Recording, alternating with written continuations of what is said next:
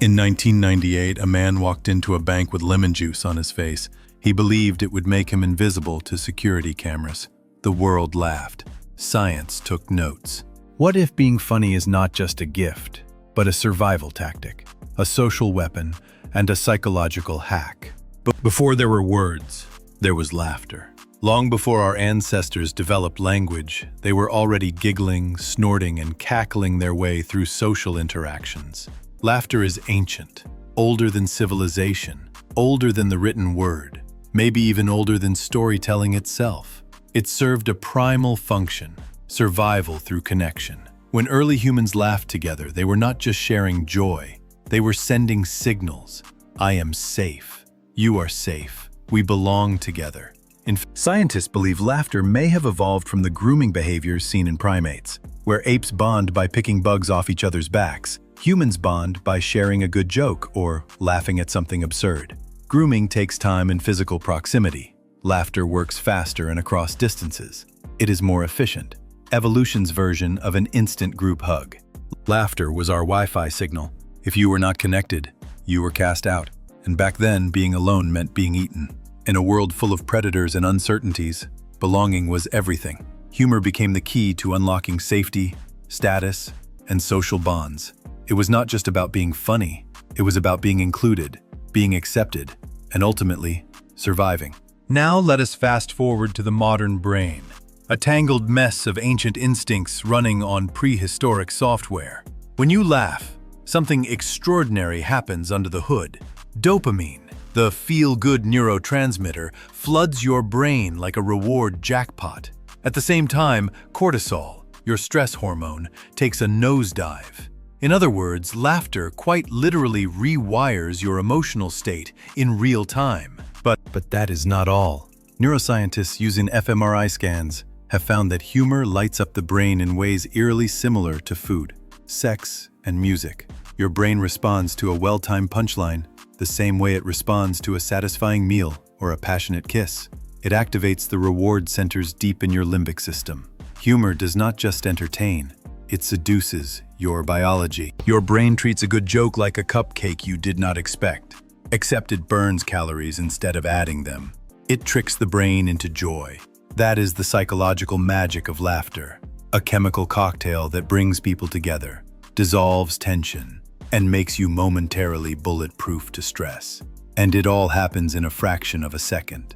A mental glitch that evolution decided to keep because it worked so well. So, what actually makes something funny? Why does one joke spark laughter while another dies a slow, silent death? Psychologists have wrestled with this for decades, and one of the most compelling explanations comes from the benign violation theory. It suggests that something is funny when it breaks a rule, when it violates our expectations, but it does so in a way that feels non-threatening. In short, it is wrong, but safe. Take a dad joke, for example. It is usually a pun, a mild violation of language logic. You groan, roll your eyes, and still chuckle. Why? Because it surprises your brain just enough to trip a wire, but not enough to set off an alarm. Now contrast that with dark humor. It plays with social or moral taboos, jokes about death, trauma, or pain, and yet we laugh. That laughter is the brain's pressure valve releasing tension. The greater the violation, the bigger the laugh, as long as it still feels safe. This is where juxtaposition, incongruity, and surprise come in. A joke introduces an idea, creates an expectation, then flips it, and your brain, midair, must land on something new and unexpected. That mental somersault is what makes us laugh. Humor is like mental parkour. Your brain trips over something, then sticks the landing. It is a game of misdirection and resolution. And the better the setup, the more satisfying the punchline. It is not magic. It is psychology, disguised as comedy. Humor is not just entertainment. It is currency. In the realm of social psychology, it functions as a powerful status signal. People who are funny tend to dominate conversations, win arguments with charm, and command attention without force. Studies show that we consistently rate humorous individuals as more intelligent, more competent, and even more attractive. That is right. Being funny literally boosts your social and romantic stock.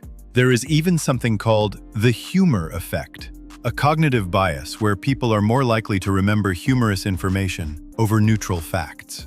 In other words, if you want someone to remember your message, wrap it in a joke. Our brains evolved to prioritize humor because it is tied to both emotional engagement and social connection. But here is where it gets dark. Humor is not always innocent. Some of the most effective manipulators in history, cult leaders, corrupt politicians, even con artists, have weaponized humor to disarm suspicion, deflect criticism, and mask their true intentions. And get this, a 2017 study found that people who score high on psychopathy also score high on humor production. Coincidence? Not exactly. The ability to craft humor requires a sharp mind, one that sees patterns, contradictions, and emotional triggers.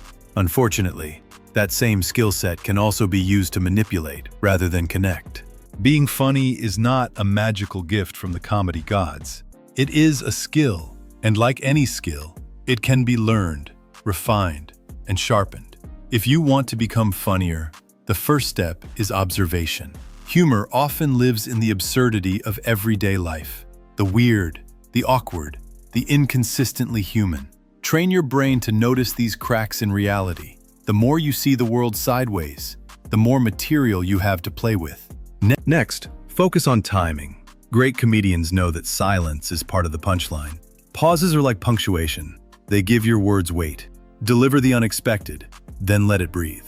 A well-timed beat can transform an okay joke into a killer one. Then comes vulnerability. Self-deprecating humor works because it is disarming. It tells your audience, I do not take myself too seriously, and that makes you relatable. It is why some of the funniest people are those willing to admit they are a mess. Because in that mess, we see ourselves. And do not be afraid of exaggeration and contrast. The truth is funny, but a stretched truth, that is comedy gold. Push things slightly beyond reality, just enough to make the audience question it, then laugh at the absurdity. Being funny is like diffusing a bomb with a feather. You are skirting danger, but doing it lightly. Say the unsayable, but with a wink. That is how humor sneaks past people's defenses and delivers truth in a form they can actually handle. Here is the uncomfortable truth. The people who make us laugh the hardest are often the ones hurting the most. This is known as the humor depression paradox.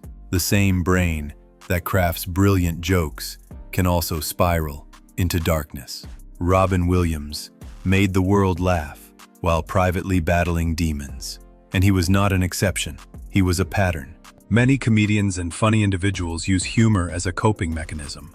It becomes armor, a way to deflect pain, avoid vulnerability, and maintain control in a chaotic world. In the moment they are making others laugh, they are briefly in power. But when the lights go down, that mask can become suffocating. Sigmund Freud once said that jokes are a socially acceptable form of repressed desire. In other words, humor lets us express what we are not allowed to say outright. The fears, insecurities, and disappointments buried deep inside. A laugh can be a cry in disguise.